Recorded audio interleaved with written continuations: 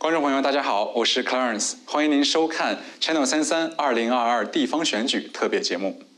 提起地方选举呢，人们的热情度与参与度相比全国大选都有所下降。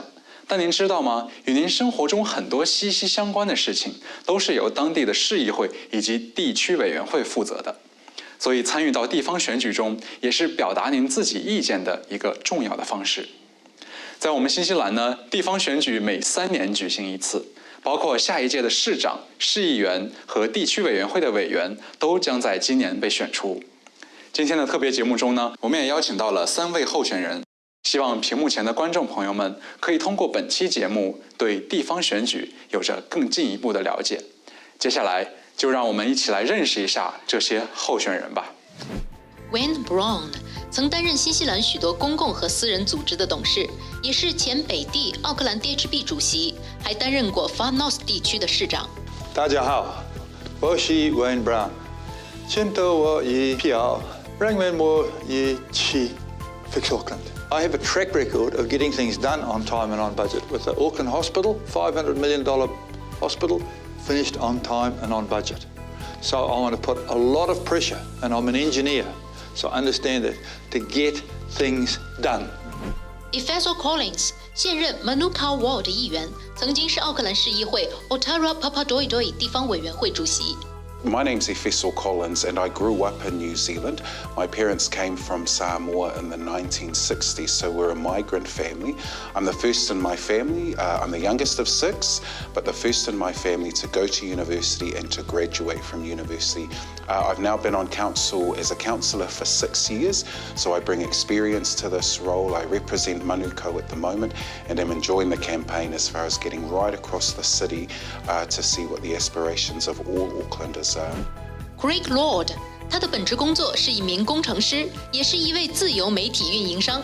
在2019年市长选举中，他的得票率排名第3。Hi, I'm Craig Lord, mayoral candidate for 2022. I'm an engineer by trade, so I started that when I was 15 years old.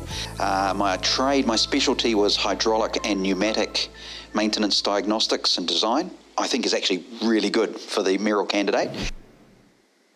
衣食住行是我们老百姓最关注的东西，同时呢，也是最基本的需求。上期节目我们为您介绍了3位市长候选人在行这个问题上的观点。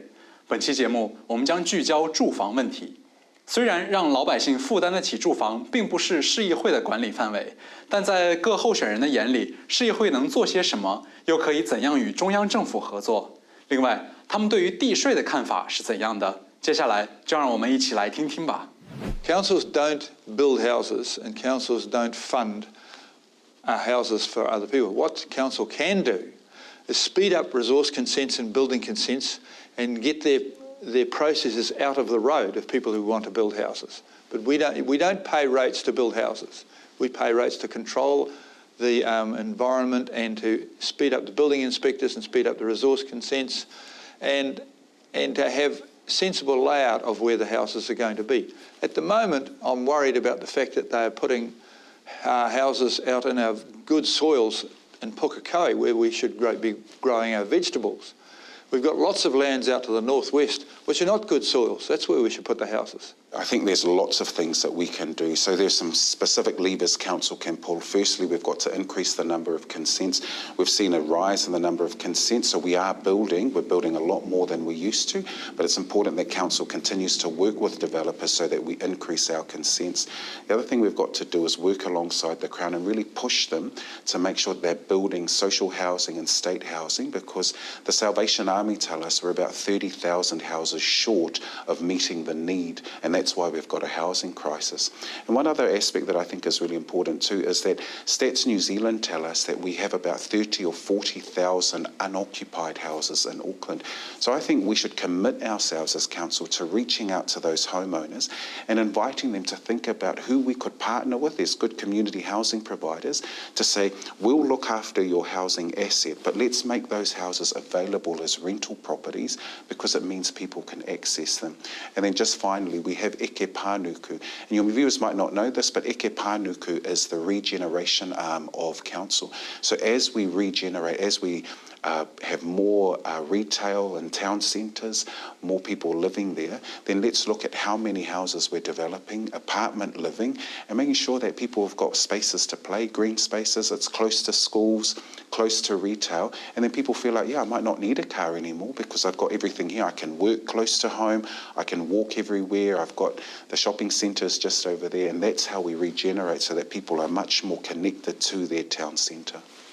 The problem we've got is Auckland Council spent a lot of time creating the Auckland Unitary Plan, which meant that the council could design areas for housing intensification and plan for it, which means plan the roading, the public transport, the pipe work, the services, everything that's needed to make an intensification area work. The new legislation that's come in, I think, is being done because Kiwi Build failed. And so the government said, well, we haven't built the houses that we said we were going to do, so instead what we'll do is just say you can build anywhere and just let a property developer build wherever they want. Now that's okay, because property developers will go, yeah, great, I can build anywhere I want. The problem is that's now handed city planning to a property developer.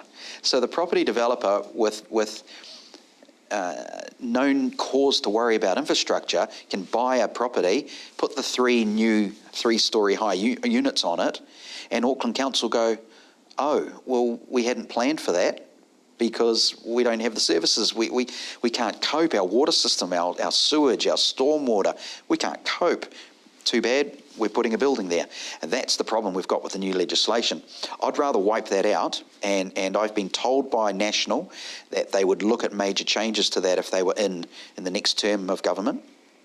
We've got to wait and see, because that needs a reversal, a rethink, because Auckland Council had already designed a not perfect, but better unitary plan where there were 900,000 homes allocated. That's all pretty good. We didn't need this new legislation. So we need to go back to that. Maybe do some work on the RMA, because that slows building down a little bit with some of the silly rules. Maybe we've got to tweak that. Well, first of all, I've just outlined $400 million worth of income that the council's going to get out of the port that no one else is going to do about. That takes pressure off rates. Then I don't know how bad the books are. The current mayor has papered over the cracks while he's borrowed a lot of money, and he's disappearing off to a nice job in England. And so I don't think anyone who says they're just going to reduce wages or something like that doesn't know what they're talking about. I've run really, really big organisations before, which none of the others have, mind you. And what the ratepayers can rely upon me is that I will cut costs wherever I can, but I don't know how bad it is. So we've got to look in and see that. I know that the debt is way too high. There are far too many people in management, and so I'll cut the staff at the top. It's better to get rid of one person earning $300,000 writing reports than 6 people at $50,000 who are actually doing work on the streets that we want, like cleaning the streets and fixing the pipes and fixing the potholes. We're challenged at the moment. We're experiencing some of the highest inflation at the moment. You know, we've got a 7.3% inflation at the moment, and then you've got housing infrastructure costs, which is inflation at around 18%. So it's very expensive to live in Auckland. My position on rates is that I voted in the long-term plan for 3.5%. I'm prepared to hold that position into the first year once I'm elected. But it's important that Aucklanders understand there are 4 levers we can pull. There's rates and how that contributes. There's debt. Do we borrow more money? We can delay projects. So if we're delaying projects and not building, it means that we're saving money and we're not actually spending money. And then there are efficiencies within council. People need to know that in the last couple of years, council has lost about 500 jobs. So whilst efficiencies is a good thing, it also means jobs are being lost. And during times of high cost of living crisis, challenges at the moment, losing a job, you've got to balance it all out. So those are the 4 levers available to us. So my commitment is to hold rates at where they are at the moment, given my long-term plan position. But then we need to go to Aucklanders and say, if these are the services you want, if these are the libraries that you want, this is the infrastructure you want, then here are the various ways we can pay for it, and then Aucklanders will be able to tell us through consultation what they believe the best plan is. Rates makes up just under 40% of Auckland's operational income.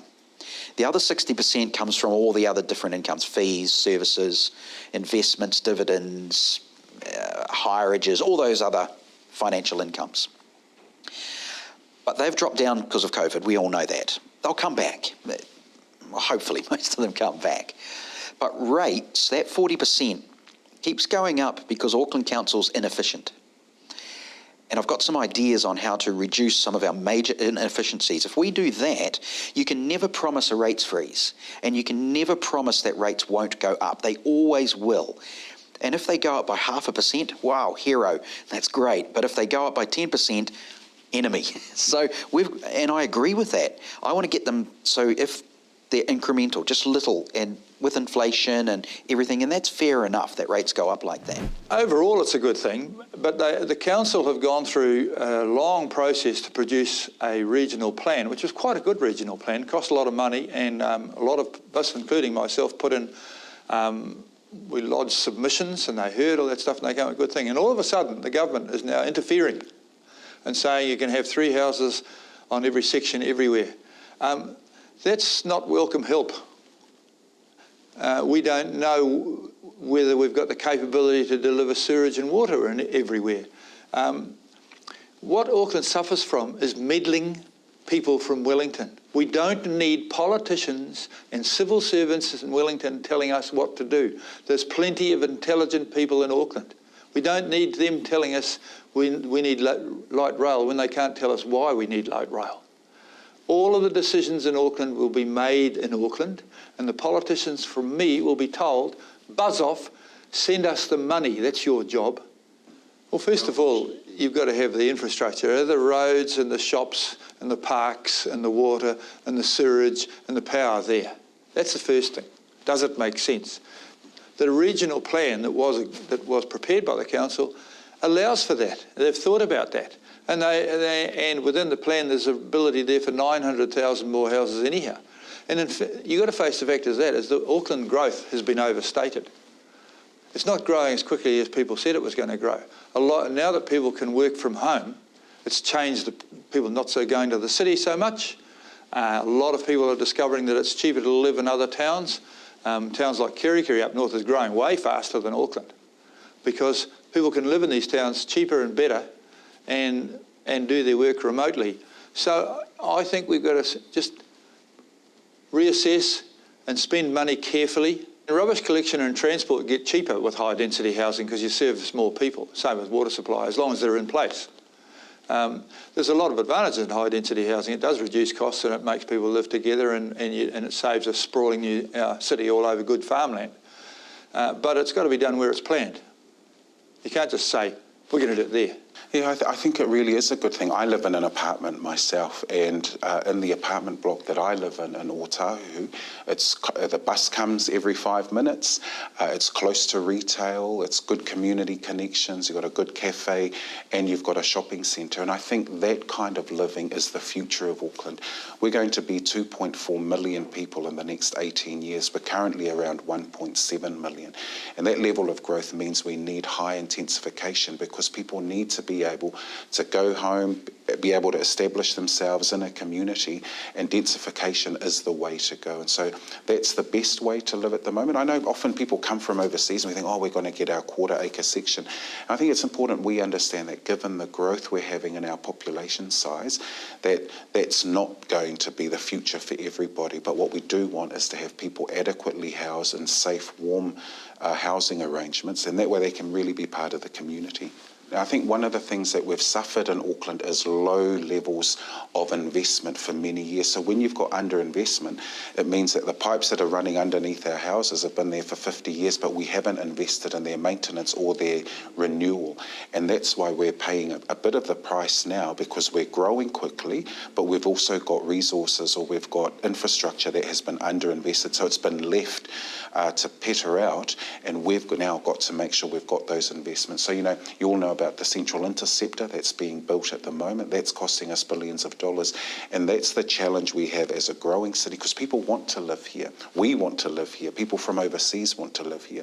But the last thing you want is for all of that piping work underneath the house to be so underinvested in that starts blowing up. We're putting more pressure on those pipes because we're increasing the population. So all of us have a part to play in making sure that we cover off the kind of infrastructure we need for a growing and evolving city. The housing is a major problem right now because of the new legislation that's come in, the intensification rules, which I disagree with. I do understand that if you build more, prices should come down, but that probably won't be the case in Auckland. I can't see that happening. I think it's going to actually, there's no way a little brand new unit in the middle of Auckland's prime land areas is going to cost less. It's going to be expensive. I've got no problem with intensification, but it needs to be planned. You can't just randomly throw all these places up, these homes everywhere, and Auckland City go, sorry, we can't give you public transport and we can't give you stormwater because you've just built it there and we didn't plan for it. So, yeah, that's the problem. Well, the heritage value areas have got to be left alone. It doesn't even make economic sense. If you go down to Ponsonby and Ponsonby where I live, there's some beautiful homes down there and they're valuable and they've been protected. No one's going to pull down a $3 million house to put $3 million apartments there. That's not going to give poor people a house anyhow. And it's going to ruin the city. In Singapore, which is a city that's just very, very well run and which I admire, they pulled everything down until they suddenly realised there was nothing interesting left, so they stopped and they left the Indian Quarter, which is now the most interesting part to visit. So heritage is protected under the law, so I think that needs to be separated. I think the issue was there are some people that believe special character zones need to be looked at, and I welcome that discussion. I think Council landed on a very comfortable position because we went out, we consulted, we looked at different places of what special character looks like, and I think it's important that we understand that if we're going to intensify, intensification needs to happen near good bus routes, good public transport, close to work, close to school, and a lot of that is in the central city. Parts of South Auckland and West Auckland have been intensifying for a number of years now, and it's important now that we intensify everywhere. We don't just intensify in parts of Auckland and not other parts. The government has forced this on Council, and there's still a hearings commission to go through before the government makes their final view on this. But I think Council has done everything possible to get the balance right. So, yeah, there's some places that are going to be unhappy. In this role, you're not going to please everybody. What we've got to do is ensure that we're talking with the community, we understand their concerns, but we also look to the future. And if we're going to be a sustainable society, we're still 30,000 houses short. No one wants people living in cars. We've got to think carefully about the kind of society we want for the future. The intensification rule, the new one, has been very hard on our heritage homes. And I want them protected because these old Kauri villas are stunning. They're beautiful. And they're all Auckland has. Because as I said, Auckland's so young, we don't have ancient history, apart from the Maunga, apart from our mountains, to go, this was us. If we wipe out those historic houses, we don't have anything. And that'd be sad, very, very sad. So we need to protect those a lot more, and we don't need to wipe them out to do intensification. The plan was already there. It was successful. It was going to work. 900,000 properties could have gone in without having to do that. I've got no problem with intensification in main areas where there's shops, public transport, and because the infrastructure's already planned for that. That's good. But you don't have to wipe out character and historic, and you don't have to go out to the far reaches of West or South or North Auckland to build up when there's other areas already planned for it. 听了3位候选人对于住房问题上的观点，我想您对自己的选择方向呢已经更清晰了吧？是准备对市议会高层进行裁员，用削减成本以及从港口获利的方式来减少征税压力的 Wayne Brown， 还是反感密集化住宅新规，期待一个新政府上台推翻这一规定的 Craig Lord， 亦或是认为高密度住宅就是奥克兰的未来，并承诺在执政第1年将地税保持在 3.5% 的 Collins， 哪位候选人的住宅方面的政策最能获得您的支持呢？欢迎您持续关注 Channel 33后续为您带来的有关2022地方选举的内容。我们下期再见。